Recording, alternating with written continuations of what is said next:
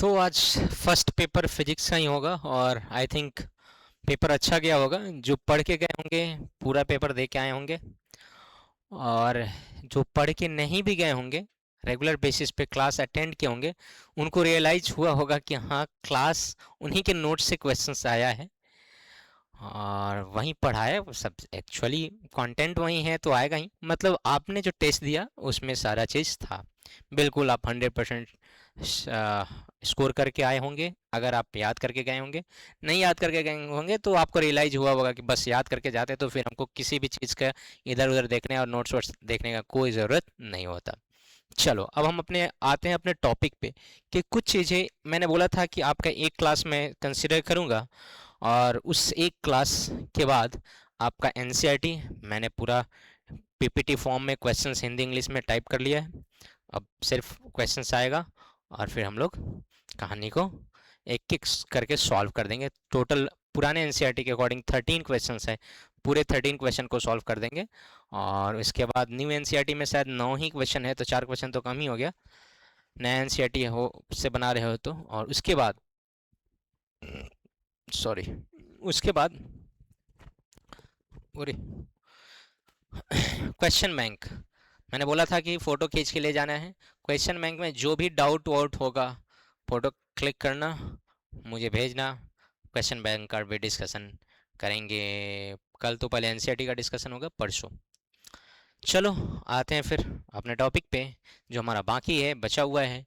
Mixed combination, मिश्रित संयोजन। सेलों का कैसा कॉम्बिनेशन? मिश्रित। देखिए मैं बना रहा हूँ एक सेल, ये है हमारा पहला सेल, ये आपका है ईएमएफ ई और इंटरनल रेसिस्टेंस आर, और आइडेंटिकल सेल ही लेते हैं जनरली। कौन सा सेल लेते हैं? 2026 में जेईई मेंस में इस पे क्वेश्चन पूछा हुआ है, और बोर्ड लेवल में इस तरह का क्वेश्चंस नहीं पूछा जाता है क्योंकि बोर्ड में तो दो ही तरह का कॉम्बिनेशन है, सीरीज और पैरेलल। और हमने पढ़ने को मिलेगा यहाँ पर भाई सीरीज पैरेलल का नाम है मिक्स। तो कॉम्पिटेटिव लेवल है तो बिल्कुल 2026 में ही तत्काल पूछे हुए हैं, तो इसमें टेंशन में आने की ज़रूरत नहीं है। ए भी ई है, ए भी ई है, ए भी आर है, ए भी आर है। ऐसे ऐसे हम लोग ढेर सारा मान लेते हैं सर्किट और ढेर सारा सेल। और ये आपका एक ब्रांच हुआ। कितना ब्रांच हुआ? एक। अगर मैं पूछूं यहाँ पर एन सेल है, एक ब्रांच में कितना सेल है? एन। तो ये आपका आर हो गया, और कितना सेल है? एन। तो इस सारे के सारे सीरीज में नजर आ रहा है। अगर मैं तुमसे पूछूं कि बताओ इसका ई इक्विवेलेंट कितना होगा एक ब्रांच का, तो तुम खटाक से बताओगे सर एन ई। और अगर आर इक्विवेलेंट पूछूं तो तुम खटाक से बताओगे सर एन आर। इसमें कौन सी बड़ी बात है सर? बहुत बेसिक बेसिक का है। मैंने कहा बिल्कुल, इसमें कुछ टफ है नहीं। एक ब्रांच तो इसमें तो सीरीज दिख रहा है, पैरेलल तो है नहीं, मिक्स कैसे बताओगे? अब मैं करूंगा कॉपी, और इसके बाद डिंग डिंग एक और ब्रांच, डिंग डिंग डॉट डॉट रहेगा बीच में, लास्ट ब्रांच। और इस तरह से हमारे पास ये सारे ब्रांच को हम मिला देंगे, और फिर इसको एक एक्सटर्नल बैटरी कैपिटल आर से कनेक्ट कर देंगे। अच्छा, ये जो बीच में रहेगा ये डॉटेड है, क्या है? नहीं तो हमारे पास तो तीन ही सर्किट, तीन ही ब्रांच हो जाएगा ना। अब हमको ब्रांच बताना है। एक ब्रांच है, ये कौन सा ब्रांच है? फर्स्ट ब्रांच है। ये सेकंड ब्रांच है। ये डॉट डॉट डॉट डॉट करते हुए एम ब्रांच है। कौन सा ब्रांच? एम शाखा। क्यों सर? एन तो हम ऑलरेडी मान चुके हैं, एक ब्रांच में कितना सेल है? एन। अब जब तक इसको एक्सटर्नली हम लोग किसी सेल वेल से जोड़ेंगे नहीं, सेल कह रहे हैं किसी बैटरी से जोड़ेंगे नहीं, तब तक ये पैरेलल कॉम्बिनेशन नहीं कहलाएगा। तो पैरेलल कॉम्बिनेशन में जोड़ने के लिए इसके पैरेलल एक रेसिस्टेंस जोड़ेंगे। जब करंट आउटपुट मिलेगा तभी हमारा पैरेलल कॉम्बिनेशन होगा, अदरवाइज पैरेलल कॉम्बिनेशन नहीं होगा। तो इस तरह से हमारा इसका भी इक्विवेलेंट एन ई, इसका भी एन ई, सबका क्या हो जाएगा? N E. और सबका resistance N R N R N R. और ऐसे करते हुए एक ब्रांच, दो branch, dot dot dot dot, last में कितना ब्रांच? N branch. इसमें याद रखना, अगर मैं पूछ दूं कि नंबर ऑफ सेल्स कितना होगा, सेलों की संख्या, सेलों की संख्या, तो इसमें कुछ घबराने वाली बात नहीं, याद रखना है m इंटू एन या फिर n इंटू एम। n क्या है? n है एक रो में, एक लाइन में सेलों की संख्या। सर m क्या है? नंबर ऑफ ब्रांचेज, शाखाओं की संख्या। शाखाओं की संख्या m है और सेलों की संख्या n है। नहीं, एक सेल, एक ब्रांच में सेलों की संख्या, और टोटल सेल कितना हो जाएगा? m n इंटू एम, चाहे m into N. It's okay, तुमने कहा ठीक है सर। अब बताइए, ये तो पहले पूरा सीरीज, उसके बाद इस सब के एक दूसरे के पैरेलल। तो आपको कभी ना कभी बताया गया होगा कि पहले हम सीरीज सॉल्व कर लेते हैं, और अब हमारा एक ही सेल होगा, सब के बदले क्या होगा? एन ई और एन आर। फिर दूसरा भी उतना ही होगा, एन ई और N R, dot dot dot dot dot, last में भी कितना होगा? एन ई और एन आर। तो तुम कहोगे ठीक है सर, इसमें कौन सी बड़ी बात है। तो अब हमारा पैरेलल वाला फॉर्मूला लगाएंगे, और आपको पता है कि ई इक्विवेलेंट पैरेलल में चाहे एक जोड़िए, चाहे 10 जोड़िए, चाहे 10 लाख जोड़िए, एक के बराबर ही आता है इक्विवेलेंट। अगर आइडेंटिकल है, इक्वल है, तो ई इक्विवेलेंट का वैल्यू क्या हो जाएगा? एक का कितना आया है? एन ई, तो सब का भी कितना आएगा? N E. अच्छा, इसका resistance N R, N R, लेकिन आर में रेसिस्टेंस में थोड़ा सा लोचा हो जाता है, तो इसका आर इक्विवेलेंट बोलेंगे कितना होगा? तो याद रखना, एक का एन आर तो दो का एन आर बाई टू, तीन का एन आर बाई थ्री, चार का एन आर बाई फोर, पाँच का N R by five, M का एन आर बाई एम। तो ये हो गया आर बैटरी के लिए। अब नाउ अगर तुम्हें करंट आई की बात करनी है, तो ईएमएफ अपॉन आर इक्विवेलेंट, एक कैपिटल आर है और एक स्मॉल आर है, दोनों में फर्क है।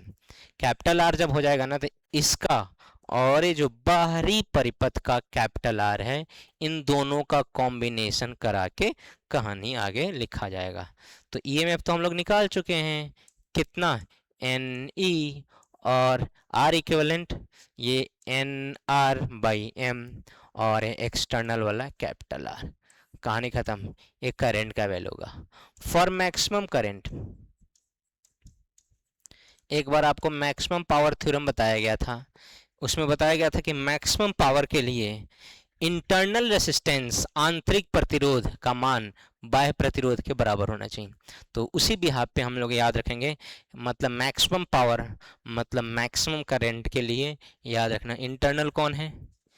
N R by M, external कौन है? Capital R. दोनों बराबर होना चाहिए, मतलब एन आर का वैल्यू एम आर के बराबर होना चाहिए। एक कंडीशन है, शर्त है। किसका शर्त है भाई? किसका कंडीशन है भाई? तो ये है फॉर मैक्सिमम करंट, महत्तम विद्युत धारा के लिए। किसके लिए? चलो मैं हिंदी भी लिख देता हूँ, महत्तम विद्युत धारा के लिए। कोई शक वाली बात? अब जैसे हम लोग यहाँ पर वैल्यू पुट करेंगे, तो आपका कंडीशन आई मैक्स का वैल्यू निकल जाएगा, I max, I max is equal to N E upon, अब ये कैपिटल आर के बदले लिख रहे हैं एन आर बाई एम, तो एन आर बाई एम तो पहले से है ही, इसके बदले भी एन आर बाई एम लिखेगा, तो कितना हो जाएगा? Two N R by M, two N R by M, M कहाँ जाएगा? ऊपर, एन से एन कैंसिल हो जाएगा और मैक्सिमम करंट का वैल्यू आ जाएगा। याद रखना, M into E by two R, ये मैक्सिमम करंट का वैल्यू। तो आपने क्या पढ़ा? सेलो का आप कॉम्बिनेशन आप ऑलरेडी जानते हैं, सीरीज कॉम्बिनेशन फिर पैरेलल कॉम्बिनेशन। सीरीज और पैरेलल कॉम्बिनेशन के अलावे मिक्स कॉम्बिनेशन, जो हमारे बोर्ड के पॉइंट ऑफ व्यू से फॉर्मूला भी नहीं पूछा जाता है और हमारे बोर्ड के पॉइंट ऑफ व्यू से है ही नहीं है, ये हम लोग कॉम्पिटिशन के पॉइंट ऑफ व्यू से पढ़ रहे हैं। इसमें कुछ मूर्ख बालक लोग कहेंगे कि क्या ज़रूरी है सर पढ़ाने का, यार सर पकाड़े हो, मस्ती करने देते, आम खाने देते, लीची छीलने देते। ऐसे लीची तो ख़त्म हो गया है ना। रोपनी उपनी का थोड़ा सा सीजन वजन था, जाते थोड़ा माहौल बनाते, खेत वेत में देखिए मुरेठा बांधते, रील्स बनाते। किसान स्टूडेंट है, कभी एसडीएम बनेंगे, डीएम बनेंगे, इंजीनियर बनेंगे, डॉक्टर बनेंगे, ज़मीन से जुड़े हुए हैं। रील्स है, कुछ बच्चा रील्स वील्स बनाता है, ऐसा नहीं है। लेकिन क्या करोगे, पढ़ाई भी इसी में है। तुम्हें छुट्टी बाद फरवरी बाद छुट्टी मिलेगा ना एग्ज़ाम बाद, उसमें मस्ती करना, तुमको जो रोल प्ले करना होगा प्ले करना। अभी मैं तुम्हारा दुश्मन हूँ, मान लेना, पढ़ाई के लिए पीटता हूँ, मारता हूँ, डांटता हूँ, इट्स ओके, तुम मान लो। फरवरी में एग्ज़ाम दोगे तो तुम्हें पता चलेगा कि मैं तुम्हारा दुश्मन हूँ या तुम्हारा दोस्त था, तुम्हारा आ, सही सोचने वाला था, तुम्हारे लिए भलाई का सोच रहा था कि बुराई का, वो बाद में पता चलेगा। लेकिन अभी तो मिक्स पढ़ना ही पड़ेगा, दूसरा कोई उपाय don't have any other option, you have to study, means study. चलो तो ये कौन सा सर्किट है भाई, मिक्स। बस मिक्स सर्किट की यही कहानी है, याद रखना। नंबर ऑफ सेल कैसे निकालते हैं, एन इन टू एम। अब इक्विवेलेंट कितना होता है, एन इक्विवेलेंट, आर इक्विवेलेंट कितना होता है, एन आर बाई एम। और करंट कितना होता है, N E upon N R by M plus R. और मैक्सिमम करंट का कंडीशन हो गया और मैक्सिमम करंट का वैल्यू हो गया। तो खटाखट मुझे लगता है कि तुम खटाखट वीडियो पॉज करके स्क्रीनशॉट लेते जाओगे। उसके बाद हम लोग चलेंगे electric energy and electric power पर। आज ये लास्ट वीडियो होगा चैप्टर का।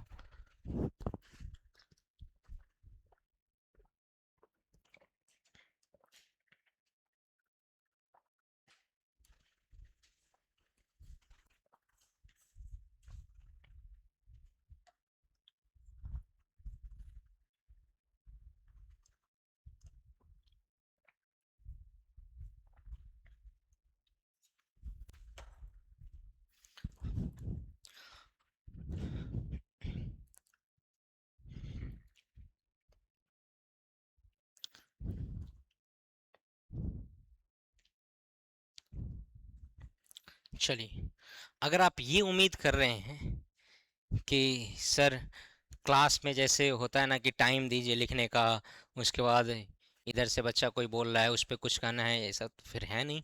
तो थोड़ा सा बच्चे को लगता है कि सर क्लास में सर कम पढ़ा देते हैं, जब ऑनलाइन वीडियो डालते हैं तो ज़्यादा बता देते हैं।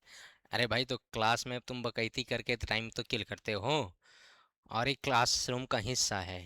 अगर तुम मूर्ति बन के आओगे, मैं रोबोट बन के पढ़ाऊँगा, तो ना तुम पढ़ने में तुम्हें इंटरेस्ट आएगा, और मेरा क्या है, मैं तो झेल लेता हूँ।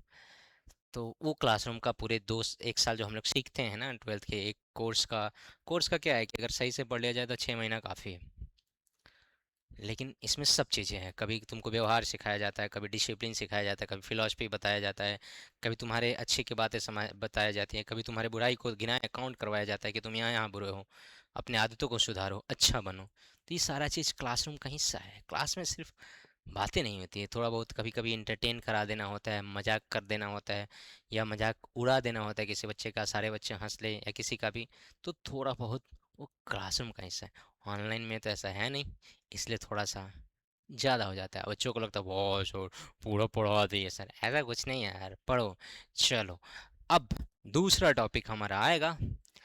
इस टॉपिक का नाम है electric energy and electric energy and electric power. ये टॉपिक शायद आपके एग्ज़ाम में आया है ना। विद्युत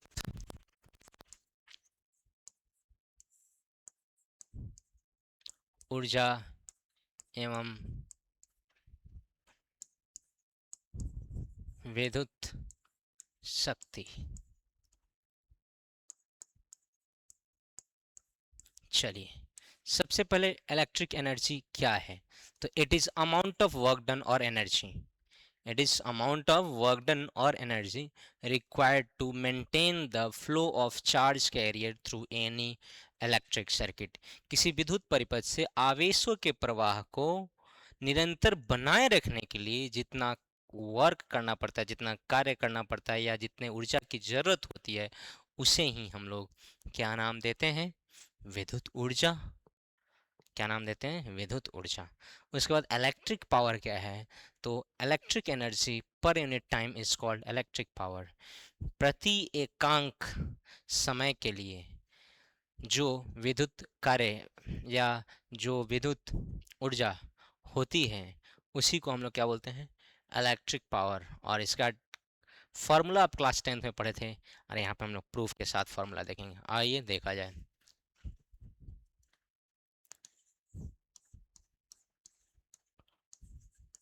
it is amount of work done और energy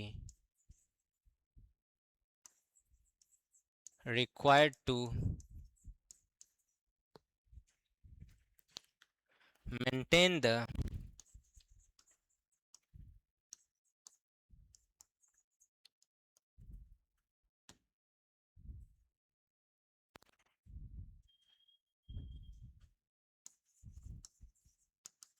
maintain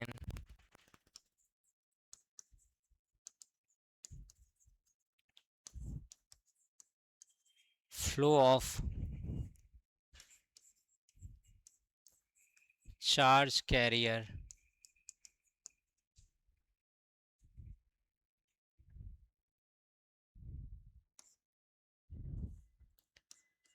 in electric circuit।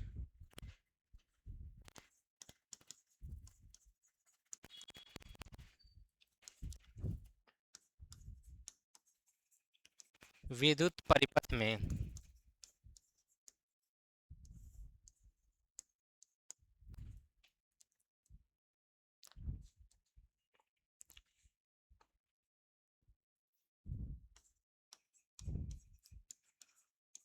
आवेश वाहकों के प्रवाह को बनाए रखने के लिए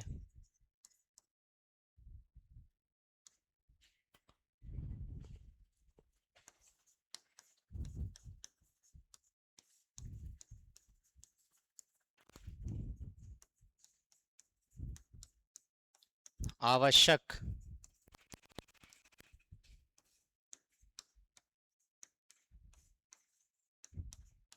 ऊर्जा को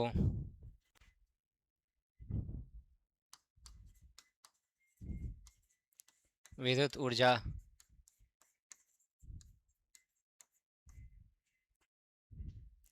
कहते हैं।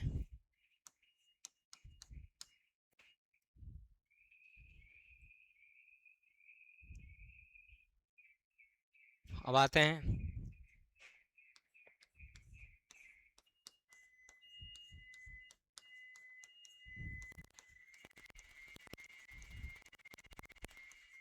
Electric power.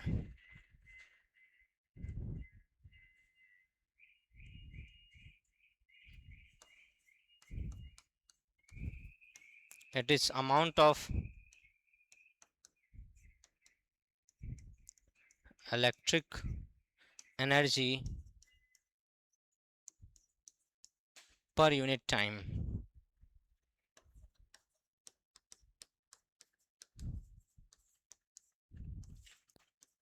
प्रति एकांक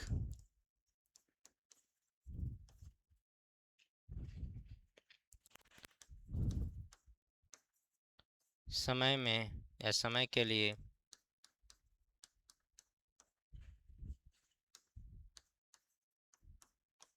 ऊर्जा के मात्रा को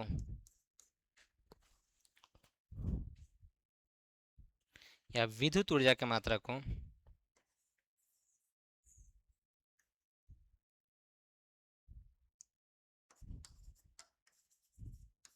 विद्युत ऊर्जा के मात्रा को थोड़ा सा मैं छोटा कर लूँ, स्पेस भी बन जाएगा मेरे लिए। विद्युत शक्ति कहते हैं।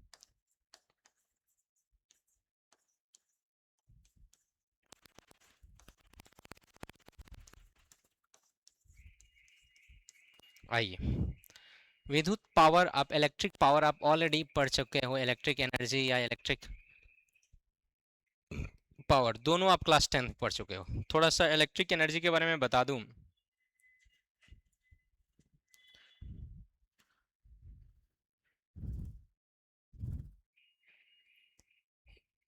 जो इलेक्ट्रिक एनर्जी होता है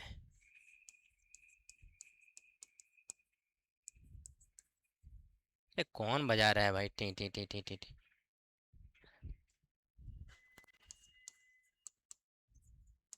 जो विद्युत ऊर्जा होता है उसका जो हम लोग कॉमर्शियल इस्तेमाल करते हैं वो यूनिट कहलाता है बीओटी। कौन सा unit? Board of trade unit. और इसका वैल्यू आप जानते हैं, इसको 1 kWh भी बोलते हैं। 3.6 इंटू 10⁻⁶ जूल होता है। ये क्लास 10th वाली बात है भाई।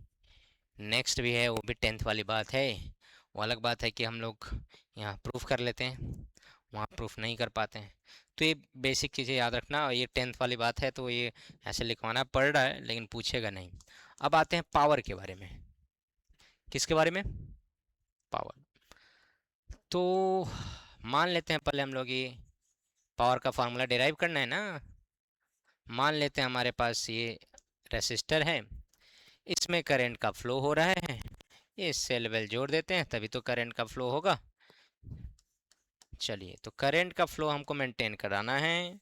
ये रेसिस्टर आर है, ये सेल है, उससे कोई हमको ज़्यादा माने मतलब है नहीं।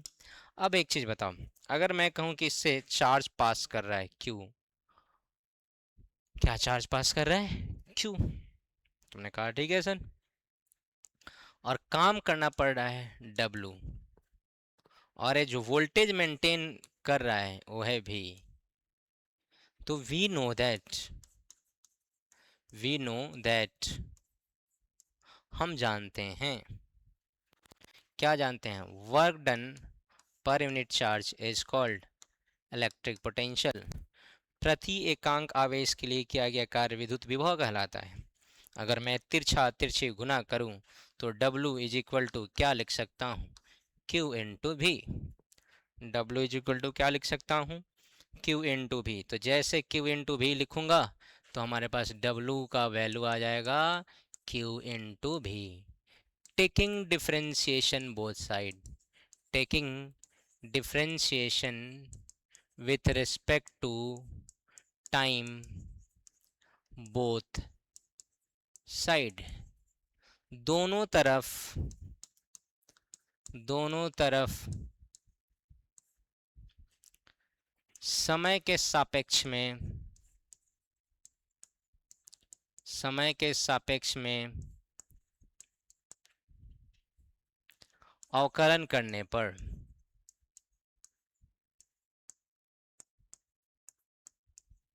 जैसे हम समय के सापेक्ष में अवकलन करेंगे हो जाएगा W तो d/dt।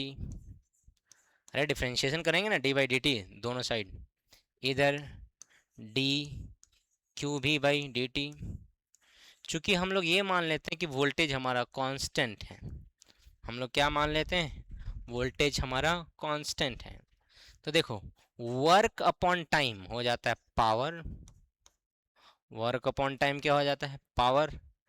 और ये हमारा भाई साहब भी हमारा कांस्टेंट मानते हैं तो बाहर चला आया, तो क्या बच गया है? dQ/dt।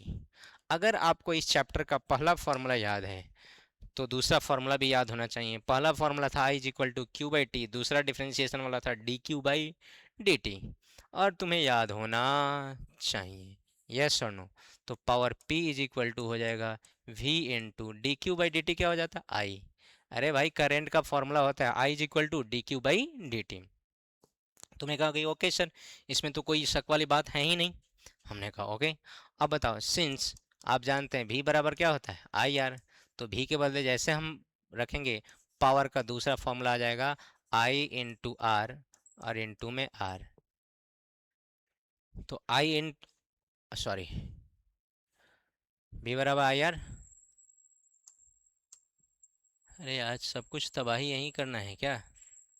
कभी बाहर वाला टी टी टी कर रहा है, कभी AC टी टी टी कर रहा है। बकवास दो भाई। तो भी बराबर IR, और I के बदले आई, तो फिर I इंटू आई क्या हो जाएगा? पावर का एक और फॉर्मूला हो जाएगा I² इंटू आर। ये आपका कौन सा फॉर्मूला है? दूसरा।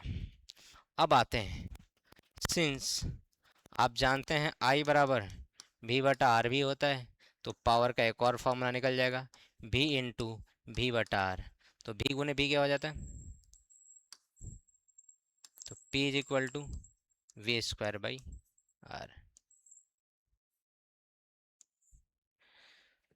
तो पावर का तीन फॉर्मूला, आपको तीनों फॉर्मूला याद रखना है। पावर का फॉर्मूला कैसा है वो याद रखना है, इलेक्ट्रिक पावर क्या होता है वो याद रखना है।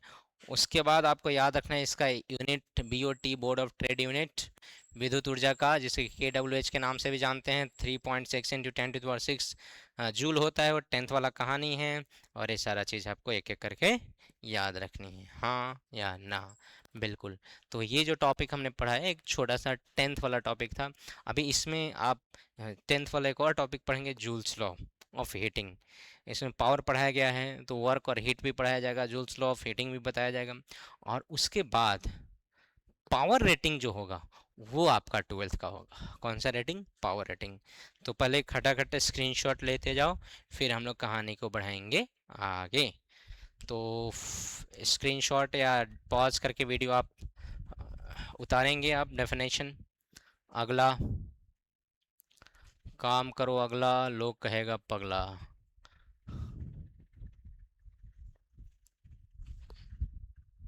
अरे ऐसे ही मैंने बोला, सीरियसली मतलब करो। काम करोगे अगला, लोग कहेंगे दुनिया है पगला, तुम तो हो बहुत अच्छा।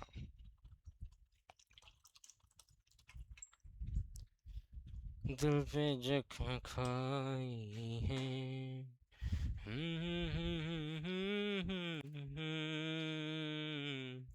दिल का क्या करे।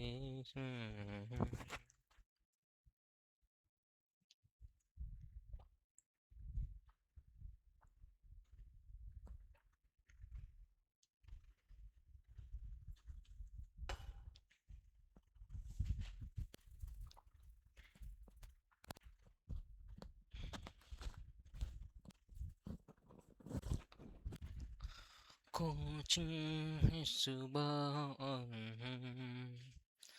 जगह पाते हैं, जुर्म बस इतना है, रात भर मोबाइल चलाते हैं, जुर्म बस इतना है।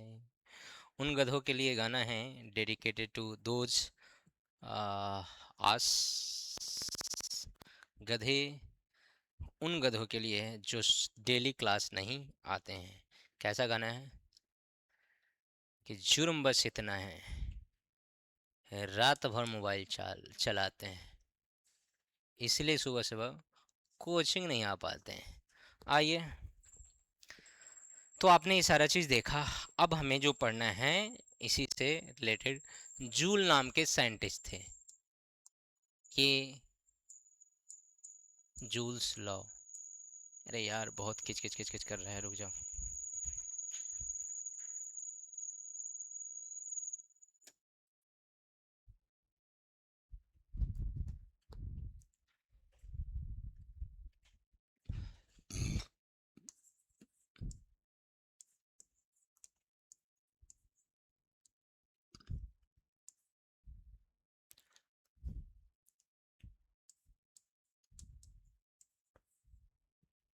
जूल्स लॉ ऑफ हीटिंग, उष्मा क्षय के जूल के नियम।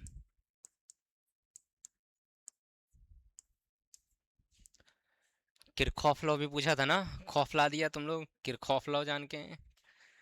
हाँ, किरखॉफ लॉ, खौफ लॉ, खौफ लॉ। अरे मेरा बोर्ड नहीं फूटना चाहिए भाई। जूल्स लॉ ऑफ हीटिंग आप ऑलरेडी जानते हैं, इसमें कोई बड़ी बात है नहीं। जूल नाम के एक साइंटिस्ट थे, उन्होंने देखा था कि अगर एक करंट का फ्लो हो रहा है किसी हीटिंग एलिमेंट से, देखो हीटिंग एलिमेंट हम लोग जनरली लेते हैं जिसका अल्फ़ा का वैल्यू नेग्लिजिबल होता है, तो टेम्परेचर बढ़ने घटने पे ज़्यादा कोई इम्पैक्ट, कोई प्रभाव पड़ता नहीं है। तो इस पर टेम्परेचर का डिपेंडेंसी इसलिए ज़्यादा नहीं होता है कि टेम्परेचर बढ़ेगा घटेगा, इट्स ओके, लेकिन अल्फा का वैल्यू इतना कम है कि अल्फा मतलब ताप गुणांक का वैल्यू इतना कम है कि बढ़ेगा ही नहीं। रो इज इक्वल टू या आर इज इक्वल टू क्या होता है, R naught into 1 + alpha delta T. अब मान लो, सॉरी, मान लो अल्फा का वैल्यू ही लगभग जीरो हो जाए तो ये वाला टर्म तो लगभग गायब। तो आर नॉट मतलब फाइनल इनिशियल के बराबर। इसलिए जूल्स लॉ में टेम्परेचर कहें ना कहें हम लोगों को ज़्यादा फर्क नहीं पड़ता है, इसमें अल्फा जो भी होता है हीटिंग एलिमेंट का नेग्लिजिबल होता है। आइए, बहुत कम होता है, नेग्लिजिबल होता है।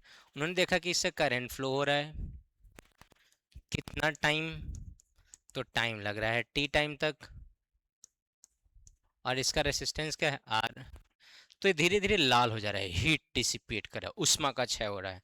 इवन आपका चार्जर भी उष्मा का क्षय करता है, कोई भी चीज़ चार्ज करते हो उसमें भी उष्मा रिलीज होता है, हीट रिलीज होता है। तो साइंटिस्ट, जूल नाम के साइंटिस्ट ने देखा कि जो ये डेल्टा एच है, डेल्टा एच मतलब हीट लॉस, या कहीं कहीं क्यू लिखा रहेगा, दोनों चलेगा, डेल्टा एच और डेल्टा क्यू, दोनों का मतलब क्या होता है। यहाँ तो क्यू लिखना उचित नहीं क्योंकि क्यू तो तुम चार्ज पढ़ के आते हो, लेकिन क्यू भी लिखा रहता है और डेल्टा एच भी, मैंने दोनों बोला है, लिखा रहता है।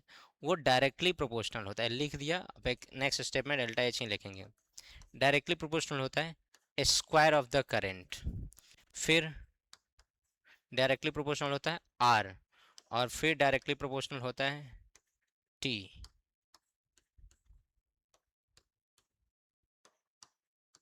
तीन चीज हो गया, आई स्क्वायर, आर और टी। इन तीन चीजों के डायरेक्टली प्रोपोर्शनल होता है। जब इसको हम कंबाइन करके लिखते हैं तो delta H directly proportional to I square R into T, और delta H is equal to K का वैल्यू 1 हो जाता है, 1 k into I square R T. Here, यहाँ के का मान क्या हो जाता है, 1, तो डेल्टा एच का वैल्यू आ जाता है आई स्क्वायर आर इंटू टी। यही कहलाता है जूल्स लॉ ऑफ हीटिंग, उष्मा क्षय के जूल का नियम। इसको स्टेटमेंट के तौर पे लिखना है, लिख लेना है, कहानी बन गया। तो पहले आप लिखिएगा स्टेटमेंट, पहले क्या लिखेगा, मैं समझा दिया हूँ, लेकिन पहले आपको क्या लिखना है, स्टेटमेंट। और स्टेटमेंट लिखने के बाद उसके नीचे ये सारा चीज़ लिखेगा। तो ये किसका लॉ हो जाएगा, कौन सा, अच्छा, अभी जस्ट पढ़ा है मैंने, और ये दोनों 10th में भी पढ़ना था, आधा अधूरा सही लेकिन पढ़ना था। हाँ, अब इसके बाद जो पावर रेटिंग और कॉम्बिनेशन ऑफ अप्लायंसेस, विद्युत उपकरणों का संयोजन पढ़ाऊंगा, वो आपको नहीं पढ़ना था 10th में, वो आपको 10th में नहीं पढ़ना था, लेकिन ये तो आपको पढ़ना था। मैं कहा ओके ठीक है सर। आइए लिखिए, अकॉर्डिंग टू दिस लॉ, लगातार बोल रहा हूँ, according to this law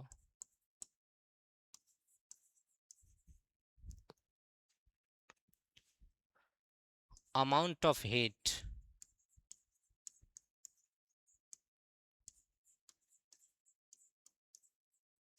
dissipated through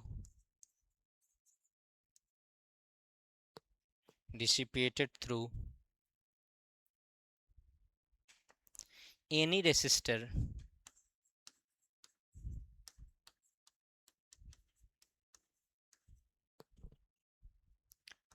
directly proportional to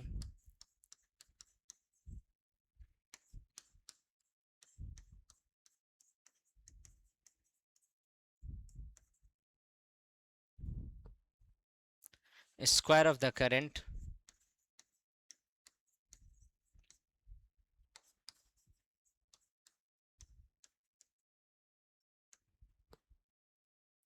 resistance and time taken। नीचे मैथमेटिकल एक्सप्रेशन लिखना है तो लिख लो, delta H is equal to I square R T. उसके बाद ये पूरी कहानी को डायग्राम बना के लिख देना है। सर हिंदी हिंदी हिंदी, मैंने कहा आ जाओ आ जाओ, लिख देता हूँ।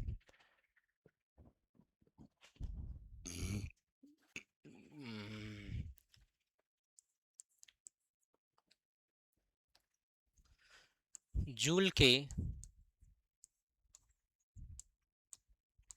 ऊष्माक्षय के नियम के अनुसार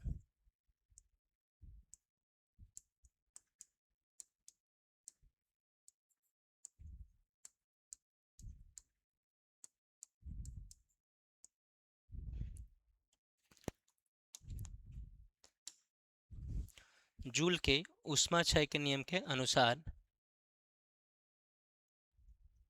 एक मिनट भाई, देखते हैं कहीं बाइक गायब ना कर दे कोई। चलिए, जूल के ऊष्माक्षय के नियम के अनुसार, किसके? जूल का ऊष्माक्षय का नियम क्या कहता है कि किसी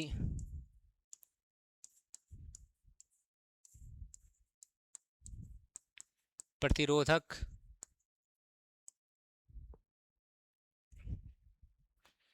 से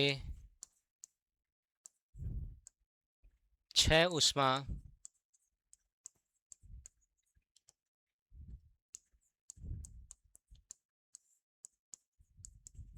विद्युत धारा के वर्ग के समानुपाती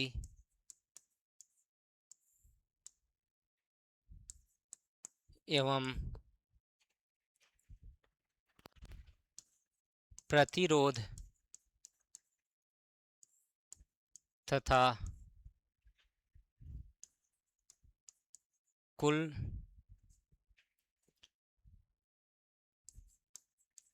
समय के भी समानुपाती होता है।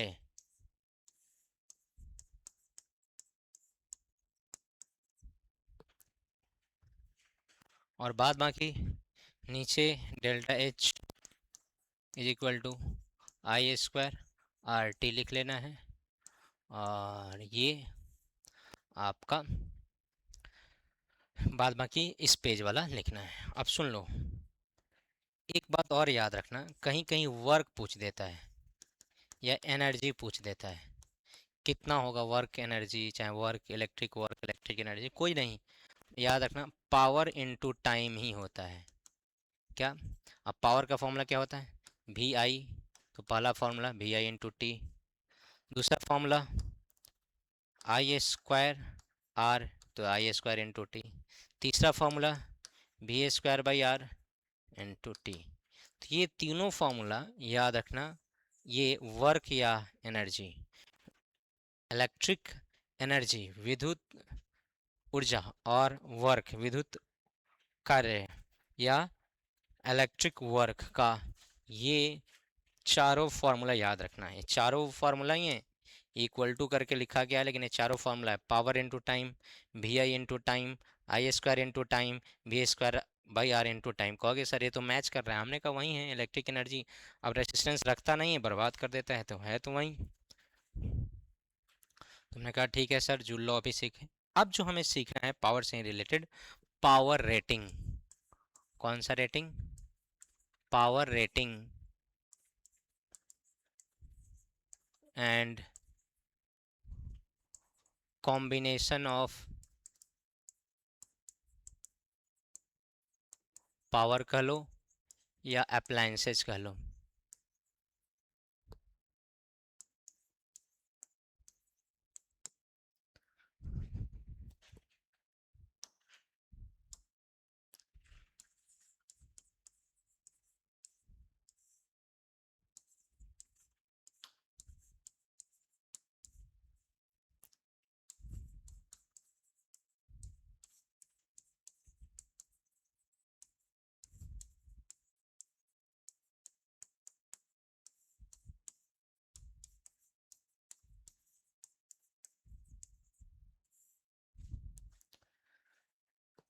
ये भी छोटे छोटे टॉपिक है, सारे टॉपिक छोटे छोटे हैं और आराम से निकल जाएंगे टॉपिक, इसमें कुछ नहीं है, बेसिक बेसिक लेवल का टॉपिक है और बहुत आसानी से आप प्रूफ भी पढ़ सकते हैं, फॉर्मूला भी पढ़ सकते हैं।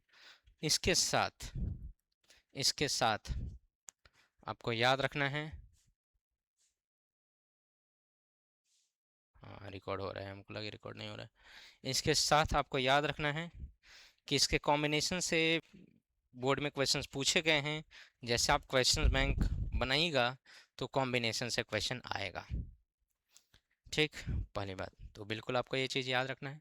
उसके बाद आपको कुछ हम ऐसे चीज़ें पढ़ाएंगे जो नहीं आपके सिलेबस में कभी नहीं है, कहीं से नहीं है, लेकिन पिछले 15 साल 20 साल 25 साल में देखोगे तो अल्टरनेट ईयर में या 2 साल 3 साल बाद एक पूछ ही देता है, एक सीबेक इफेक्ट, एक पेल्टियर इफेक्ट। सीबेक प्रभाव, एक पेल्टियर प्रभाव। थॉमसन इफेक्ट भी है। तो पेल्टियर और थॉमसन लगभग लगभग कंप्लीट सेम नहीं होता है, लगभग सेम होता है, तो उसको भी देखेंगे। और इसके बाद हम द एंड करेंगे।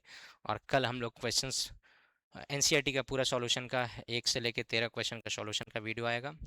और उसके बाद क्वेश्चन बैंक में जो डाउट होगा वही आइए देखते हैं। पहले किसी भी विद्युत उपकरण हो, जैसे हम बहुत साधारण एग्जांपल के साथ चल रहे हैं कि ये इलेक्ट्रिक बल्ब है, तो जब इलेक्ट्रिक बल्ब ही खरीदिएगा, मैं सर्किट में कनेक्ट कर दिया हूँ, आप खरीदिएगा इलेक्ट्रिक बल्ब, तो इसमें रेटिंग दिया रहता है। क्या दिया रहता है? रेटिंग। किस बात का रेटिंग दिया रहता है भाई? तो रेटिंग दिया रहता है कि इसमें इनपुट वोल्टेज कितना होगा। जनरली 220 से 230 वोल्ट रहता है। फिर पावर रहता है, शक्ति। जैसे आप चार्जर भी यूज करते हैं, दूर की बात छोड़ो, तो आपको बिल्कुल लिखा रहेगा आपके चार्जर पर इनपुट वोल्टेज कितना और इनपुट पावर कितना, आउटपुट पावर कितना।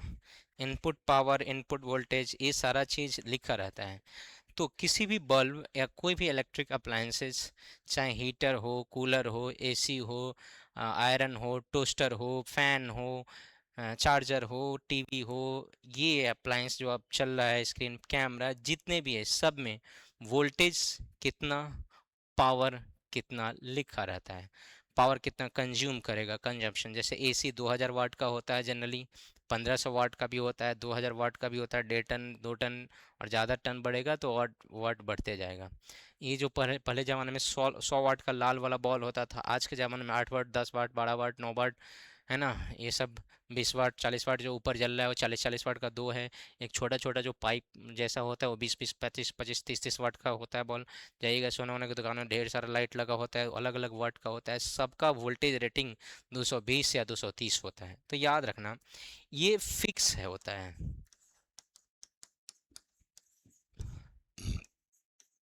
नियत होता है। ये नहीं कि सीरीज में रहेगा तो वोल्टेज तो अलग अलग होता है सर, बदल जाए, ऐसा कुछ नहीं। ये जब भी इलेक्ट्रिक अप्लायंसेज यूज होता है, इसका रेटिंग फिक्स है, वोल्टेज उतना ही लेगा, और पावर भी फिक्स होता है। जनरली पावर भी क्या होता है? फिक्स।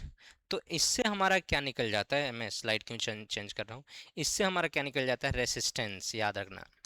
कैसे सर? तो आप बताइए, पावर का फॉर्मूला अभी अभी याद किया आप, V² बाई R। तो यहाँ से अगर मैं R निकालूं, क्योंकि किसी भी बॉल या किसी भी अप्लायंस का रेसिस्टेंस नहीं दिया रहता है, P और V दिया रहता है, तो R आराम से निकल जाएगा, R = V²/P। अब इसी का हेल्प लेके हम लोग प्रूफ करेंगे कि सीरीज कॉम्बिनेशन जब हम पावर का करेंगे, या इलेक्ट्रिक अप्लायंसेस का श्रेणी क्रम संयोजन, विद्युत उपकरणों का अगर हम लोग श्रेणी क्रम संयोजन करेंगे तब क्या होगा, और समानांतर क्रम संयोजन करेंगे तब क्या होगा। इसमें कोई शक वाली बात बिल्कुल नहीं होनी चाहिए। तो उन्होंने कहा कि हाँ सर, शक वाली बात तो नहीं है। आइए मैं दिखाता हूँ आपको। मान लीजिए कि हमारा ये बल्ब है और एक और बल्ब हो गया, इसको हम सर्किट में जोड़ दिए।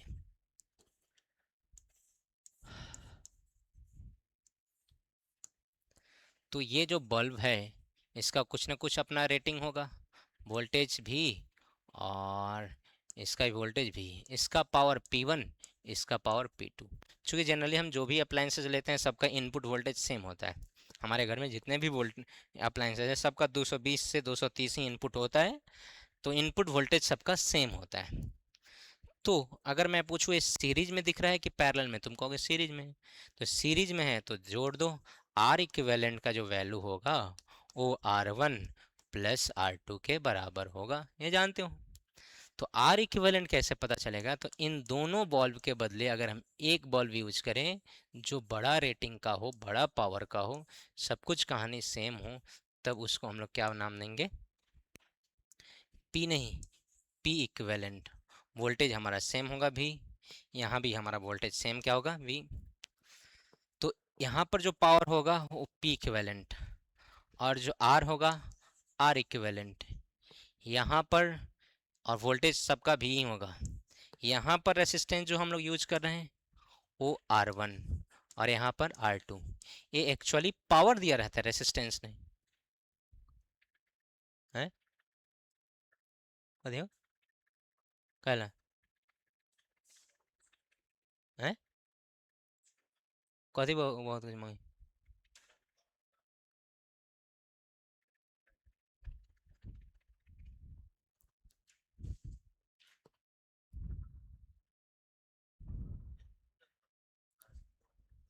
कथी है?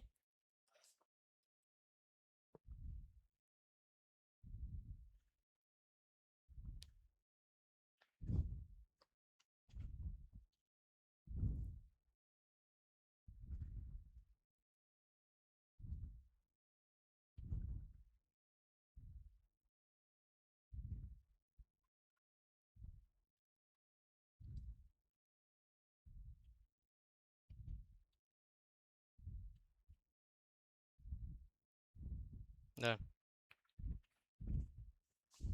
7 जुलाई वाला तो ये सब का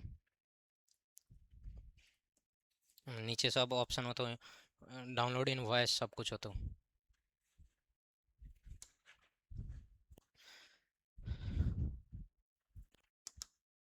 चलो भाई मैं फिर से बताता हूँ। ये एक बल्ब है और एक और बल्ब है, दोनों सीरीज में है। सबका इनपुट वोल्टेज सेम होता है, तो इसका वोल्टेज भी तो इसका भी वोल्टेज भी। लेकिन याद रखना सबका पावर सेम नहीं होता है। एसी का पावर 2000 वाट, बल्ब का 9 वाट, और आपका फैन का 50 से 100 वाट। तो सबका वाट अलग अलग होता है, मतलब पावर अलग अलग होता है, लेकिन वोल्टेज सबके लिए सेम है। तो उस केस में अगर इसका पावर P1 है और इसका पावर P2 है, तो अगर सीरीज में जोड़ा रहेगा तो P इक्वेलेंट का वैल्यू याद रखना। P इक्वेलेंट का वैल्यू ऐसे आता है 1/P equivalent is equal to 1/P1 plus 1/P2। ये याद रखना। अब हम प्रूफ कर लेंगे कि क्यों ऐसे होता है। और एक कौन सा है? सीरीज की पैरेलल, तो सीरीज कॉम्बिनेशन है। कौन सा कॉम्बिनेशन? सीरीज। तो तुमने कहा कि ठीक है सीरीज कॉम्बिनेशन है, श्रेणी क्रम है, मैं थोड़ा सा क्यों मान लूँ, कुछ तो प्रूफ बताइएगा। हमने कहा बिल्कुल मैं प्रूफ बताऊंगा कि इतना ही होगा। सबसे पहले बताओ, अगर मैं इसका R1 रेसिस्टेंस निकालूं तो आराम से लिखूंगा। आप जानते हैं कि अभी अभी तत्काल प्रूफ हुआ है power P is equal to V² by R। तो यहाँ पर R इज इक्वल टू लिखेंगे V²/P, तो R1 इज इक्वल टू लिखेंगे V²/P1। V1² क्यों नहीं लिखे सर? सभी का वोल्टेज क्या होता है? सेम, वोल्टेज बदलता नहीं है। तुमने कहा okay sir, and R2 is equal to V²/P2। कोई शक? For equivalent, for equivalent bulb या पावर, तो अब हम लोग इन दोनों बॉल के बदले एक बॉल यूज करेंगे जिसका वोल्टेज सेम होगा।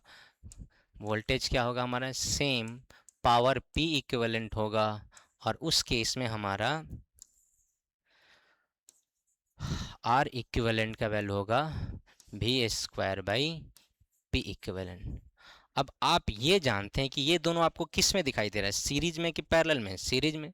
तो आप जानते हैं कि R equivalent is equal to होता है R1 प्लस R2। वैल्यू रखो, V²/P equivalent is equal to V²/P1 और प्लस V²/P2। दोनों में क्या कॉमन है बता दो? दोनों में क्या कॉमन है? बिल्कुल आपको पता होना चाहिए, भी कॉमन है। 1/P1 plus 1/P2। P2। अब जैसे हम कैंसिल करेंगे भी, ओ भी स्क्वायर से भी स्क्वायर कैंसिल, क्या बच गया आपका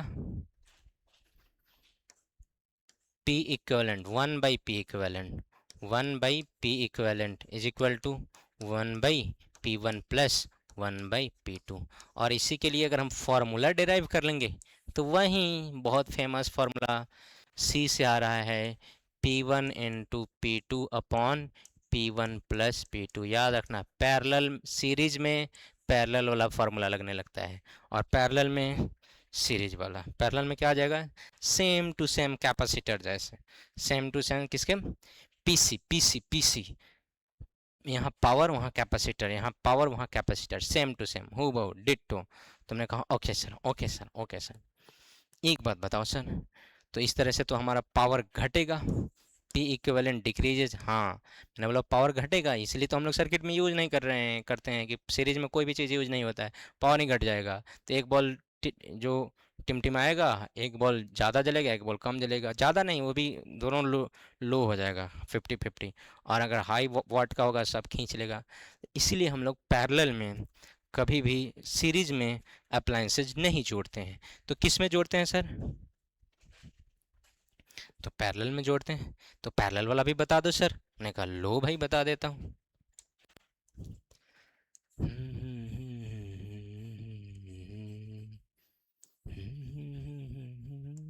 और हमारे घरों में यही यूज होता है। इसका पावर P1, इसका पावर P2, इसका वोल्टेज V, इसका वोल्टेज V। तो अगर R1 लिखना होगा डायरेक्ट मैं लिखूंगा V² बाई P1, और R2 लिखना होगा मैं डायरेक्ट लिखूंगा V² बाई P2। कोई शक? और मैं डायरेक्ट लिखूँ R equivalent, P equivalent direct लिख रहा हूँ, क्या ताम झाम किया जाए, क्योंकि ये आपका बोर्ड वर्ड का आया नहीं, लेकिन ये पूछा हुआ है ऑब्जेक्टिव में, इसलिए मैं बता रहा हूँ, प्रूफ के साथ भी बता दे रहा हूँ। R equivalent is equal to V² upon P equivalent. तो क्या हो जाएगा, आप कहानी बताओ, आप पैरेलल में ही जानते हो ना, R1/R equivalent is equal to 1/R1 plus 1/R2। चलिए R इक्वेलेंट का वैल्यू रखिए, तो 1/V² अपॉन, अपॉन जाएगा ऊपर, P equivalent is equal to 1/V² upon, into में अपॉन वाला भाग का भाग कहाँ जाएगा ऊपर, P1 plus 1/V² into P2। अगर आप समझदार हैं तो नीचे कॉमन लेके कटा दीजिएगा, नीचे कॉमन लेके कटा दीजिएगा, तो P equivalent is equal to हो जाएगा P1 प्लस P2। तो ये हमारा हो गया पैरेलल। तो सरकार के नज़र में भी उसका पावर ज़्यादा खर्च होगा, बिजली ज़्यादा खपत होगा, उसका BOT ज़्यादा बढ़ेगा, उसका जो बिल है ज़्यादा आएगा, और आपका भी डिवाइसेस सुचारू रूप से चलेगा। ये सिर्फ उसी का बेनिफिट नहीं आपका भी है। आधा डिब डिबाते हुए चले, AC हाँ हाँ हाँ करके चल रहा है, फैन बॉल कर रहा है, तो उस सारे केसेस में तो फिर गड़बड़ है ना भाई। यही कारण है। तुमने कहा okay sir okay sir okay sir. अब कहानी को हम लोग बढ़ाते हैं आगे। सर लिखने नहीं दीजिएगा, मैंने बोला बिल्कुल लिखने देंगे, क्यों नहीं लिखने देंगे, आओ एक एक करके इधर तो लिख चुका होगा ना। हाँ अगर इधर भी नहीं लिखा होगा तो ये स्क्रीनशॉट लेते जाओ, इसका स्क्रीनशॉट लो, वीडियो पॉज करके लिख सकते हो, इसका स्क्रीनशॉट लो। अब इसका स्क्रीनशॉट लो, फिर इसका स्क्रीनशॉट लो, फिर इसका स्क्रीनशॉट लो,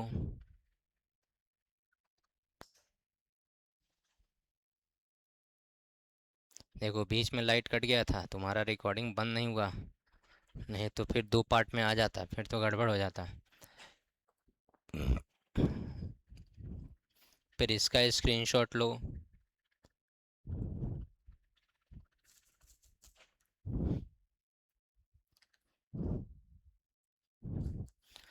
अब हमारा लास्ट दो इफेक्ट हैं। उसके बाद टाटा बाय बाय करेंगे थ्योरी को, और फिर हम लोग आते हैं थोड़ा पानी वानी पीकर, तो फिर हम लोग डील करेंगे।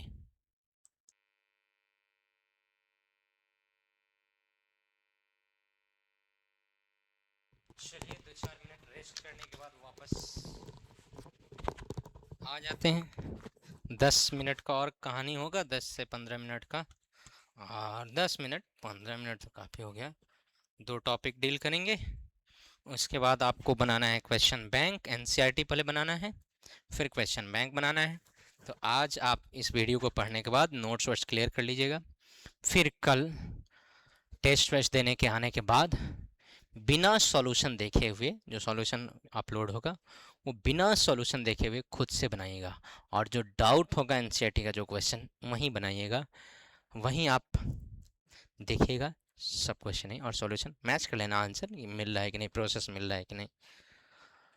सीबेक प्रभाव, सीबेक इफेक्ट। सीबेक नाम के एक साइंटिस्ट थे, उन्होंने देखा कि अगर एक जो हमारा मेटल है,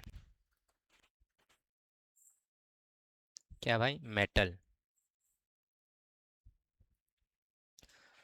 उसको पट्टी के फॉर्म में मोड़ दिया गया है, फिर दूसरा भी मेटल, उसको भी पट्टी के फॉर्म में मोड़ दिया गया, लेकिन दोनों का इफेक्ट क्या था कि दोनों अलग अलग मेटल के थे, इसलिए उन्हें बोला गया बाई मेटालिक स्ट्रिप। क्या बोला गया, बाई मेटालिक स्ट्रिप, या इसको हम लोग थर्मोकपल भी बोलते हैं। इसका नाम क्या होता है, थर्मो कपल या बाई मेटालिक स्ट्रिप।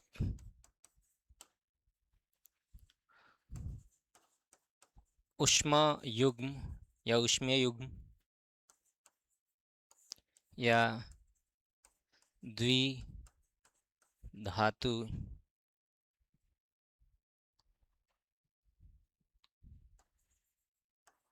पट्टी। देखा क्या गया कि अगर एक एंड को हम लोग हॉट पे रखें, एक एंड को किस पर रखें, हॉट, हॉट बोले तो गर्म, और एक एंड को कोल्ड कर दे, ठंडा। अब ऐसी बात है, ठंडा नहीं भी करोगे तो एक गर्म होगा तो दूसरा खुद ब खुद ठंडा हो जाएगा। तो एक एंड को हॉट कर दीजिए और दूसरे एंड को गर्म कर दीजिए, तो इलेक्ट्रॉन का फ्लो स्टार्ट हो जाता है, इलेक्ट्रॉन का फ्लो स्टार्ट हो जाता है हॉट एंड से कोल्ड एंड के तरफ। और इसको देखा था सबसे पहले सीबेक नाम के साइंटिस्ट ने, उनका बड़ा बड़ा नाम है, इसी कारण से इसको हम लोग सीबेक इफेक्ट या सीबेक प्रभाव के नाम से जानते हैं। लेकिन याद रखिएगा, ये हमें पढ़ना नहीं था, फिर भी पूछने का क्या है, कुछ भी पूछा जा सकता है, बिहार बोर्ड है ना, कुछ भी पूछा जा सकता है। तो ये कौन सा इफेक्ट है, आपने साफ शब्दों में देखा सुना कि बाई मेटालिक स्ट्रिप के एक एंड को हॉट दूसरे एंड को कोल्ड करोगे तो चार्ज का फ्लो होना स्टार्ट होगा, और जहाँ का चार्ज का फ्लो वहाँ करंट। तो ये है आपको, इसका नाम क्या है, सीबेक इफेक्ट। अब आप करेंगे क्या कि सबसे पहले लिखेंगे स्टेटमेंट, और फिर ये कहानी। तो स्टेटमेंट लिखा जाए, किसका स्टेटमेंट लिख रहे हैं भाई, सीबेक इफेक्ट का। यहीं पे हम निपटा दो क्या, दिल का क्या करे,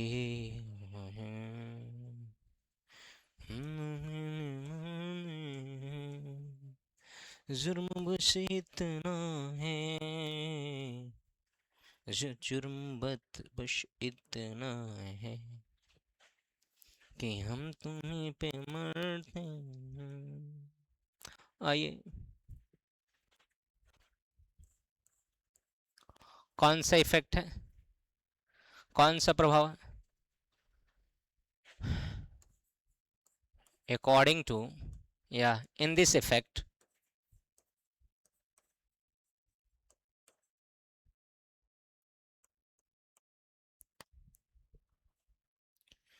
when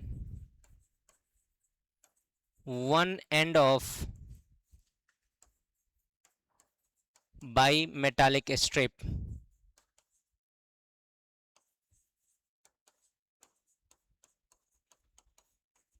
bimetallic strip कहो तब, और थर्मोकपल कहो तब, placed at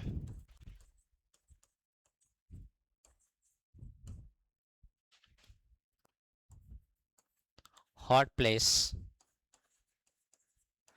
and another at cold place, then electrons start moving from hot end to cold end.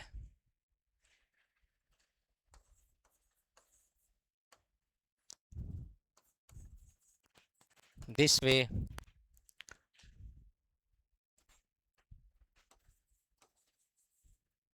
there is current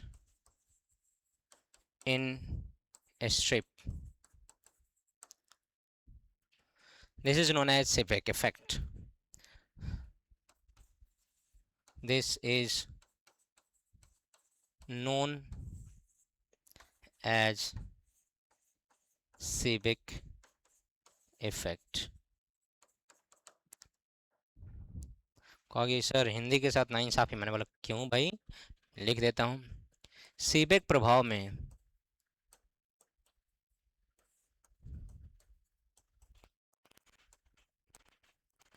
जब किसी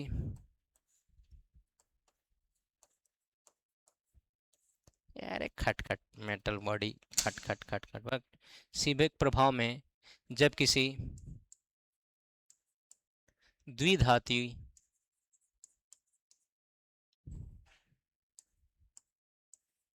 पट्टी के एक सिरा को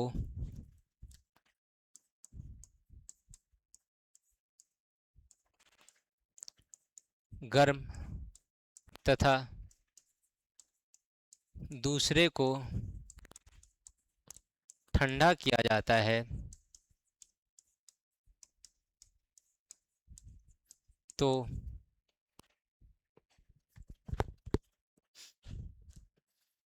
इलेक्ट्रॉन का प्रवाह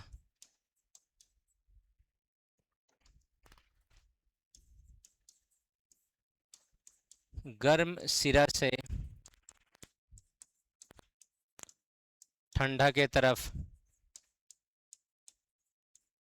होने लगता है।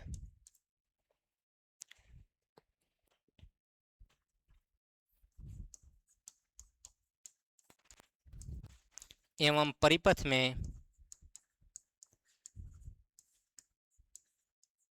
विद्युत धारा उत्पन्न हो जाता है। एक्चुअली वो हीट एनर्जी कन्वर्ट होता है इलेक्ट्रिक एनर्जी में। इसे ही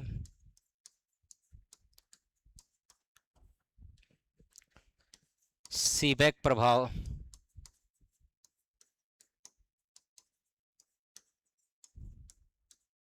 कहते हैं। इसके ठीक उल्टा है पेल्टियर इफेक्ट।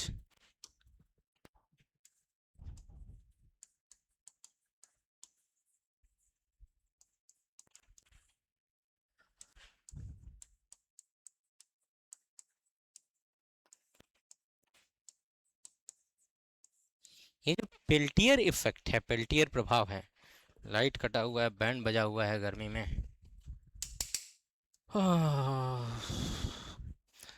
थोड़ा सा रेस्ट ले लूं। उधर हवा पहुंच नहीं रहा है भाई। जुर्म बस इतना है कि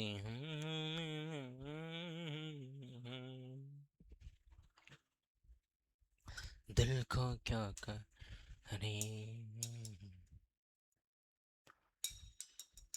3 बजने को है, 4 बजे से तुम लोग तो चले गए हो। 4 बजे से 11th का बैच है और लाइट है नहीं। बजा के रखा है बैंड।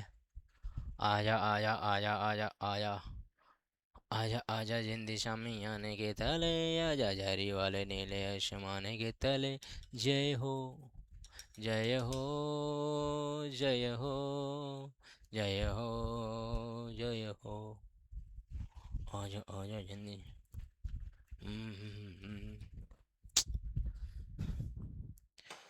रुक जाओ भाई भाई भाई भाई भाई भाई, थोड़ा पानी वानी पी लिया जाए। ये प्रभाव तो बहुत आसान है, लेकिन थोड़ा सा हमको, हम ही परेशान हैं यार।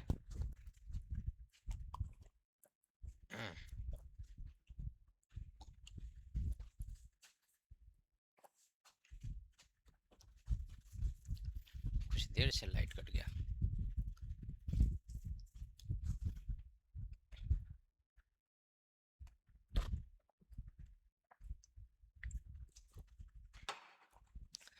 पढ़ा लेने दो भाई, ऐसा ना हो कि भाई लाइट के चक्कर में लाइट आए और रिकॉर्डिंग बंद हो जाए, ये सब ऑफ हो जाए तो धुआं धुआं हो जाएगा। इससे अच्छा है कि मैं पढ़ा लूँ थोड़ा सा पानी वानी का हेल्प लेके। ओके, पेल्टियर इफेक्ट किसे कहते हैं, पेल्टियर प्रभाव होता क्या है देखेंगे। बहुत आसान है भाई, बहुत मतलब बहुत आसान है, मतलब कुछ है ही नहीं इसमें। क्या कहा कि जो सेम मेटालिक स्ट्रिप, अब बार बार मेटालिक स्ट्रिप में बनाऊंगा नहीं, थोड़ा सा डायग्राम छोटा बनाऊंगा क्योंकि मुझे हिंदी इंग्लिश दोनों लिखना है। अगर फिर से एक मेटालिक स्ट्रिप लेते हैं, एक मान लेते हैं कॉपर का है और दूसरा मान लेते हैं जिंक का है, आयरन का है, एल्युमिनियम का है, कोई भी हो। तो अगर हम करंट का फ्लो मेंटेन कराते हैं, किसका फ्लो मेंटेन कराते हैं, करंट का, तो खुद ब खुद एक एंड हो जाएगा हॉट और एक एंड हो जाएगा कोल्ड। तो ठीक उल्टा है, इट इज द रेसिप्रोकल या opposite of Seebeck effect. Seebeck में क्या था, करंट, एक ठंडा गर्म करो करंट उत्पन्न हो जाएगा। इसमें क्या है, करंट चलाओ एक ठंडा गर्म हो जाएगा। तो इसी को हम लोग बोलते हैं पेल्टियर इफेक्ट। ये सीबेक इफेक्ट का रेसिप्रोकल होता है, अपोजिट होता है, उल्टा होता है, व्युत्क्रम होता है, प्रतिलोम होता है। किस इफेक्ट का, सीबेक इफेक्ट। कौन, पेल्टियर इफेक्ट। इसमें एक आता है थॉमसन इफेक्ट। थॉमसन इफेक्ट में ना सिंगल मेटल में होता है, ये सब कुछ सेम है, बस मेटल क्या हो जाएगा, सिंगल मेटल। जैसे इसमें करंट फ्लो करोगे तो दो अलग अलग बाई मेटालिक स्ट्रिप ले रहे हैं, द्विधात्वीय पट्टी ले रहे हैं, या द्विधात्विक पट्टी ले रहे हैं, या द्विधातु पट्टी ले रहे हैं, या थर्मोकपल उष्मा युग्म ले रहे हैं, उसमें युग्म ले रहे हैं, उसमें एक ही मेटल लेना है। कौन सा मेटल, एक मेटल, और सब कुछ स्टेटमेंट सेम होगा। तो पहले इसका स्टेटमेंट लिख लिया जाए, समझना तो बहुत आसान है भाई। करंट फ्लो करेगा, क्या फ्लो करेगा, करंट, तो एक एंड हॉट हो जाएगा, एक एंड कोल्ड हो जाएगा। सर कौन हॉट कौन कोल्ड, बहुत सारे परिस्थितियों पर निर्भर करता है, हम लोग डिसाइड नहीं कर सकते हैं। हमें जस्ट थोड़ा बहुत पढ़ना है कि पेल्टियर इफेक्ट क्या है, बस वही काफ़ी है। आइए देखा जाए, मतलब ऐसा नहीं कि डिसाइड नहीं कर सकते हैं, वो कर सकते हैं हायर स्टडी में, हायर लेवल में। एक्चुअली क्या होता है कि इसका रो का डिसाइड करता है, फिर करंट का अमाउंट डिसाइड करता है, बहुत सारी चीज़ें डिसाइड करती हैं। इसी कारण से अभी हमें क्या पढ़ना है भाई, पेल्टियर इफेक्ट, पेल्टियर प्रभाव। देखिए,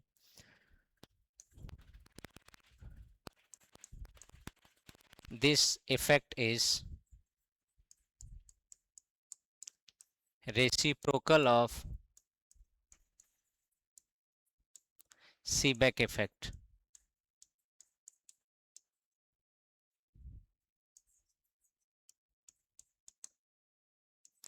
In this effect,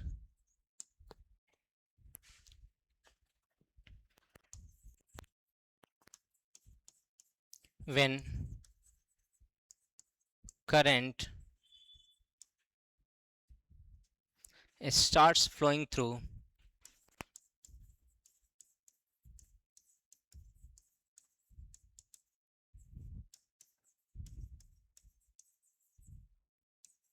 bimetallic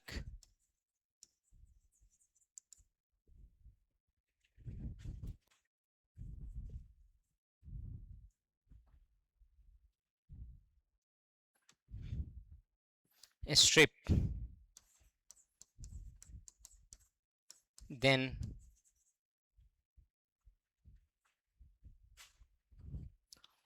one end becomes hot and another becomes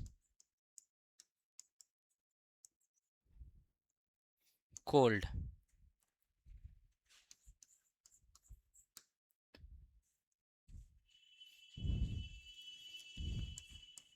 यह प्रभाव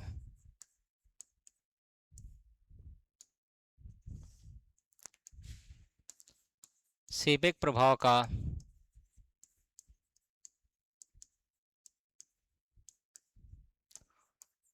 अनुलोम या एक मिनट प्रतिलोम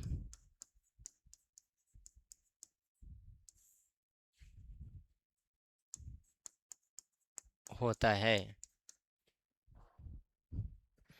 इस प्रभाव में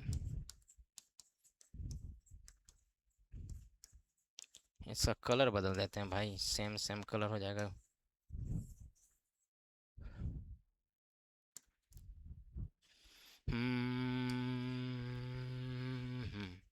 इस प्रभाव में जब किसी द्विधातु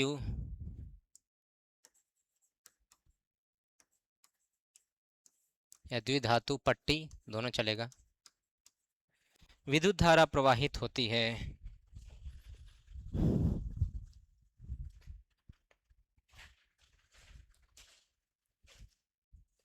विद्युत धारा प्रवाहित होती है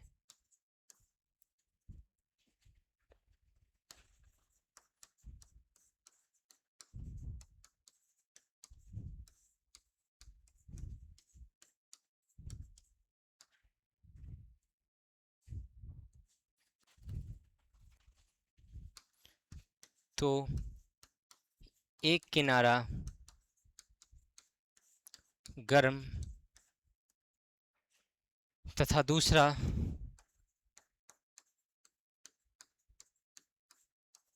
ठंडा हो जाता है। तेरी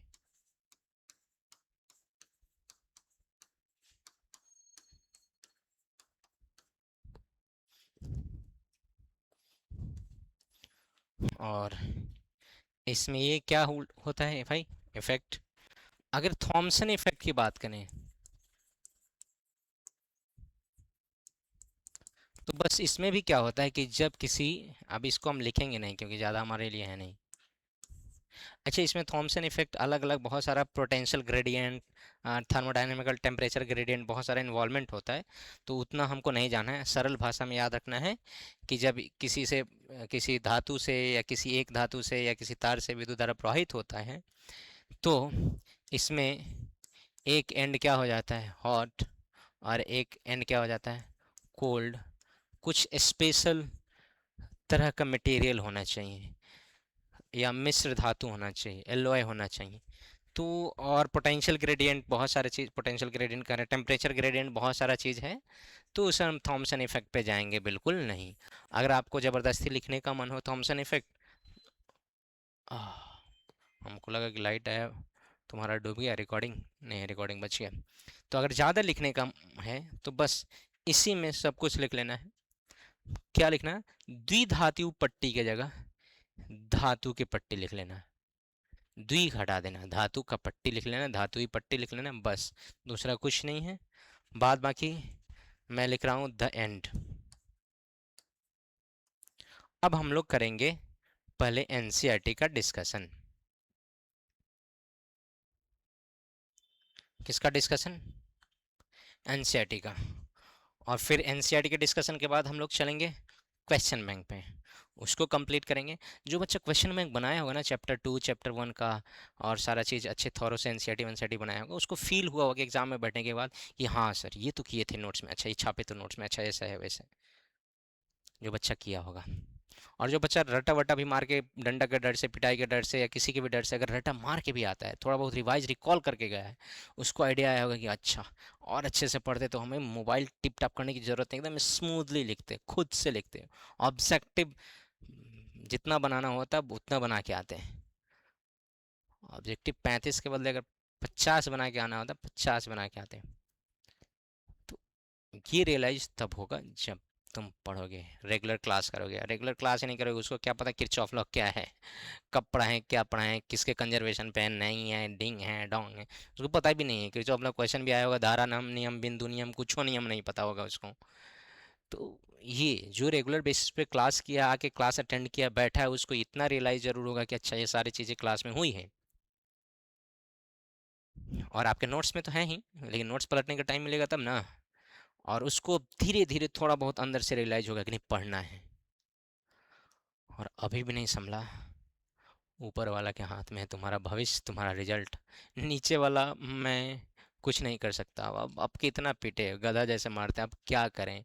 रील्स बनाते हैं, स्ट्राइक मार के चैनल डिलीट, चैनल करें, वीडियो डिलीट करवा देता है, चैनल पर भी स्ट्राइक मार देता है। छिपे गायब करने के चक्कर में है, छिपा खा लिए हैं, और थाली में लोग पहले छेद करके छोड़ता था, बाद में लोग चिप्पी उप्पी लगा के काम चला लेता था, एक कहता है थाली ही गायब कर देंगे, लीजिए सर। अच्छा, कर भला तो हो बुरा।